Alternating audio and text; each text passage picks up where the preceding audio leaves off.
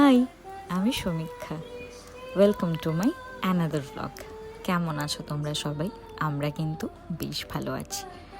আজকে একটা বৃষ্টির দিন ছিল, সেখানে না প্রচুর খাওয়া দাওয়া করেছি আমরা। পছন্দের যেসব রান্নাগুলো আছে, যেগুলো বৃষ্টির দিনে স্পেশালি খেতে ইচ্ছা করে, সেই সব রান্নাগুলো।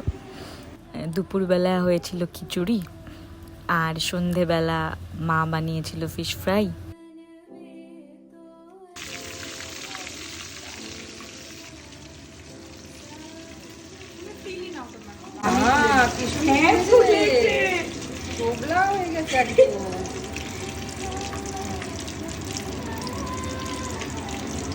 আমি একটু ছেঁকে তুলে তেলটা খাওয়াই, দুই এক ফোঁটা করলেও করে যায়, অনেকক্ষণ ছেঁকে লুচি তো তাই করি, তেলটা খসে না সাজিয়ে দিন। তারপর অরিজিতের ইচ্ছা হয়েছিল কি ও আর আমি মিলে বানাবো পেঁয়াজি আর বেগুনি। বাট এইটা বানাতে গিয়ে আমরা এত লেজে গোবরে করেছি, মানে খুব খুব বাজে হয়েছিল খেতে। তারপর আবার মাকেই ডাকতে হয়েছে, মা কোনো একটাভাবে ম্যানেজ করে সব ঠিক করে দিয়েছে। আর এখানে দেখো তখনও কীরকমভাবে বিদ্যুৎ চমকাচ্ছে আর বৃষ্টি হচ্ছে।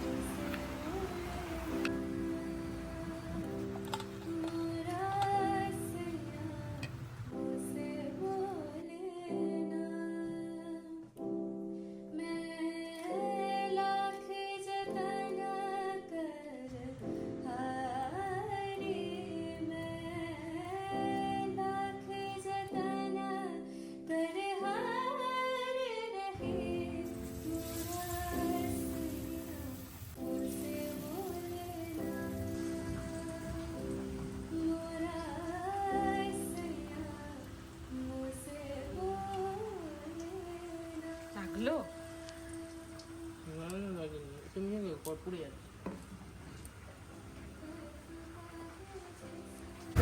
ছেড়ে দেয় একটু ভালো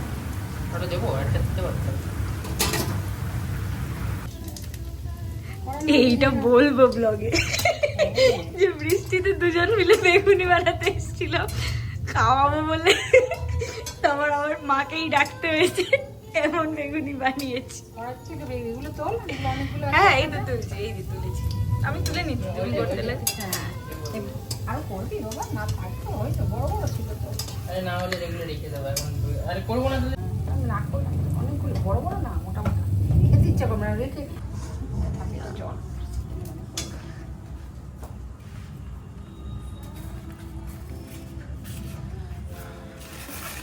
কিছু করবো, হয়ে গেছে। কি কালো কালো পেঁয়াজ দে, এর মধ্যে পেঁয়াজ 40% পেঁয়াজ। তারপরে আমাদের কিছু টুকটাক কেনাকাটি ছিল, আমরা চলে গেছিলাম স্পেন্সার্সে।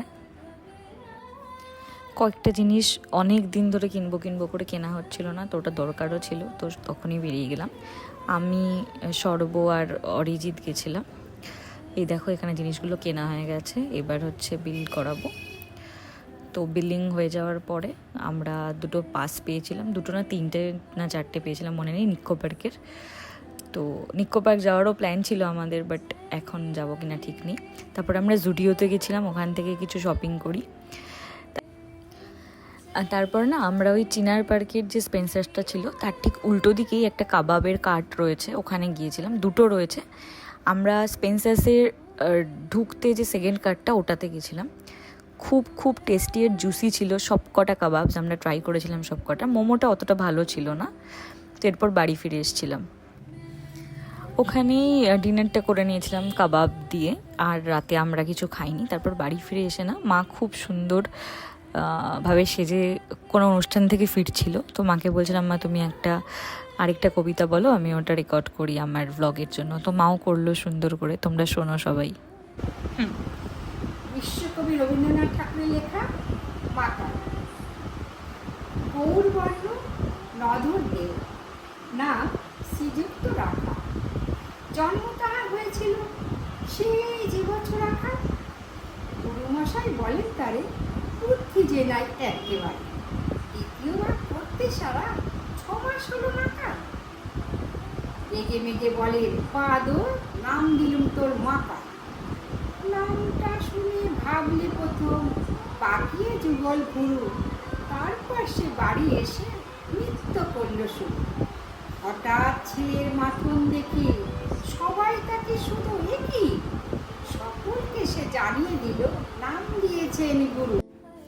তারপর বললাম মাকে, দাঁড়াও তোমার পুরো লুকটা একটু নেব। তো মাও সুন্দর করে একটা স্মাইল দিল। আর এই যে এখানে আমাকে এই পুষ্প অমৃত থেকে এই হ্যান্ড ক্রিমটা পাঠিয়েছে, এটা কিন্তু ভীষণ ভালো, আমার ড্রাই হ্যান্ডের জন্য খুব খুব উপকার দিয়েছে। তো তারপর আমরা তো ডিনার করেই এসেছিলাম, করে এসে রাত্রিবেলা তো আমরা একটা না একটা সিরিজ দেখি।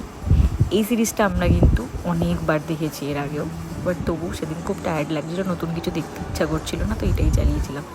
বলো তো এটা তোমরা কোন সিরিজ? আশা করি বুঝেই গেছো। তো চলো, এই তো ছিল আজকের সারা দিনের আমার ব্লগ। তোমাদের যদি আমার এই ব্লগগুলো ভালো লেগে থাকে, আমার জীবনের ছোটো ছোটো গল্পগুলো ভালো লেগে থাকে, তাহলে প্লিজ লাইক, কমেন্ট, শেয়ার করে আমার পাশে থেকো। দেখা হবে নতুন কোনো ব্লগে। Till then take care, by.